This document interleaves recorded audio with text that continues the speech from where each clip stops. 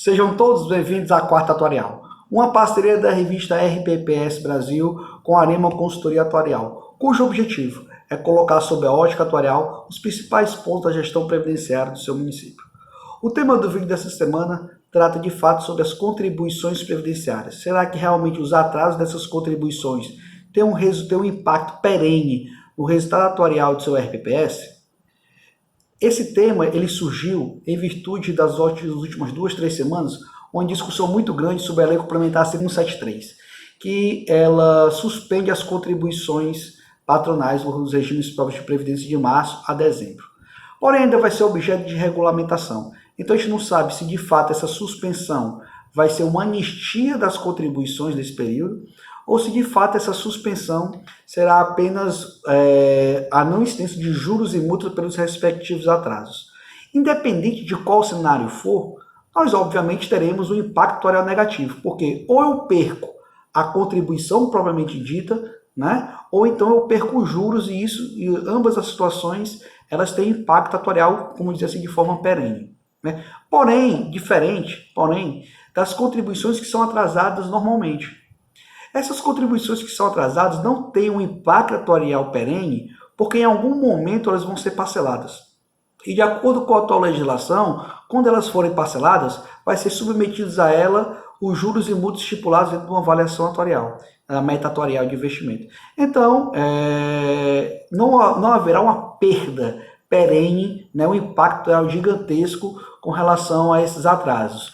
Porém, obviamente, existe uma necessidade de criar um problema de liquidez, principalmente quando nós vemos um RPPS, certo, que tem uma folha de aposentados elevada e que, de fato, o não repasse das contribuições gerará, né, um problema de liquidez para o pagamento desses benefícios. Obviamente que esses atrasos não são bons para o RPPS, mas eu quero deixar claro é porque ele não é o grande causador dos déficits atuariais, como vários gestores alegam e falam que o problema da Previdência se dá atrelado à questão da falta de repasse ou do atraso dos repasses das contribuições.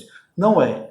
O problema da Previdência é falta de administração dos riscos atuariais que existem dentro dele. O problema da Previdência se dá quando é feito um reajuste salarial fora dos parâmetros previstos atuarialmente e não é tomada nenhuma medida atuarial para sanar o impacto negativo que esses reajustes são dados. Inclusive, já foi tema aqui do vídeo da Quarta Atuarial.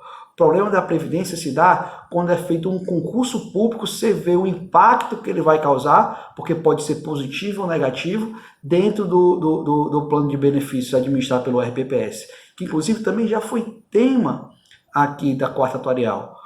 O que causa déficit atuarial é a questão da compensação previdenciária, que, por hora, muitos RPPS nem fazem esse processo de compensação, certo? Atrelado a isso, nós temos um problema de demora de análise dessas compensações perante o INSS, que aí realmente há uma perda, porque eu estou tendo um problema de liquidez para o pagamento, estou pagando o benefício sem ter formado uma reserva constituída a respeito, e quando eles me repassam, eles não repassam com as metas atuariais dos investimentos, como no caso dos parcelamentos.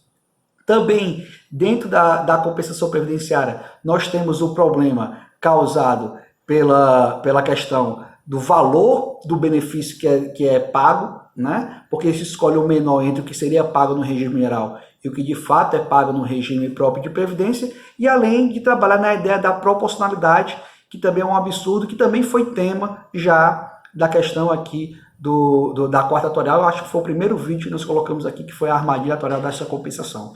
Então, a administração dos riscos atuariais, elas sim causam e levaram a nós a situação que muitos RPPS se encontram de déficit atuarial, atrelados também a isso, a incidência e a implantação do piso do magistério, que agravou e deu uma velocidade maior na quebra, né, pode dizer assim, de vários RPPS brasileiros, né, principalmente pelo conceito da utilização do piso como um reajuste geral e não como de fato ele que é um piso, como fosse o mesmo entendimento de um salário mínimo. Então isso agravou esses reajustes gerais, né, que os RPPS fizeram. Enfim, essa administração de risco é que gera e nos levou à situação que nos encontramos, e não a administração das contribuições nos levaram a isso. Então o RPPS, ele tem que tanto administrar as contribuições previdenciárias, quanto ele tem que administrar os riscos previdenciários. E essa administração dos riscos previdenciários se torna mais importante para a sustentabilidade da Previdência do que a administração das contribuições previdenciárias. O objetivo é que, de fato, a gente encare a Previdência e atue no que, de fato, gera déficit atuarial e que possa afetar a sustentabilidade da Previdência.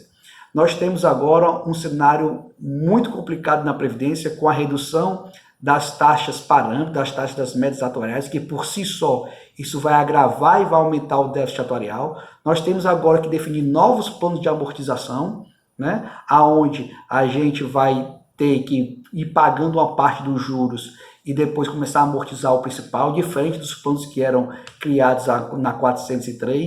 Então nós temos realmente uma mudança de cenário muito grande e que vai precisar que, de fato, os gestores previdenciários atuem nas feridas dos regimes próprios de previdência, né?